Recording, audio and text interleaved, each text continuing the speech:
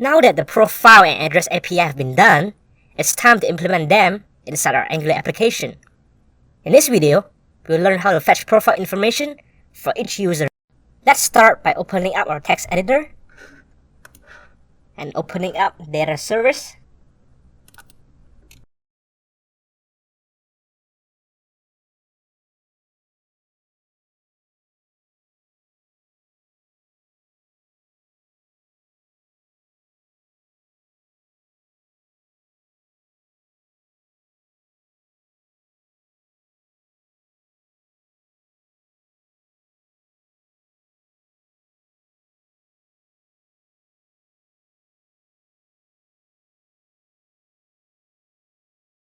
Here, we've created a getProfile method, which will fetch the profile information for each user.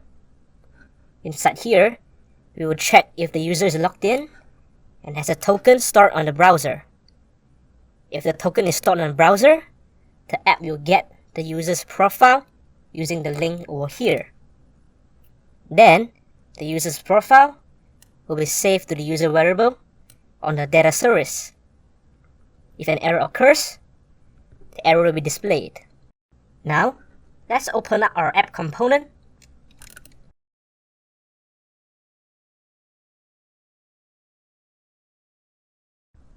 Inside the constructor, we'll call the getProfile method, which will get the user's profile when the user first visits our app.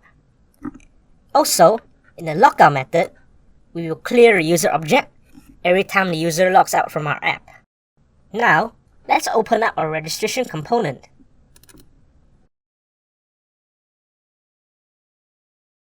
Here, we will call the getProfile method when the user is successfully registered.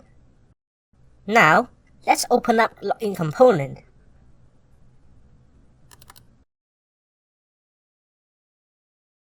Here, we will also call the getProfile method when the user has been successfully logged in.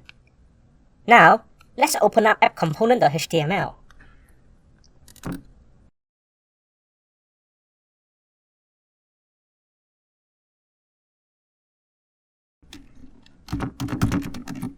Below the account span, another span has been added, which will display the user's name.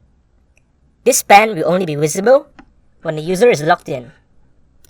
In this video, we've set up the getProfile method, which fetches the profile information for users. In the next video, we'll be creating the profile component.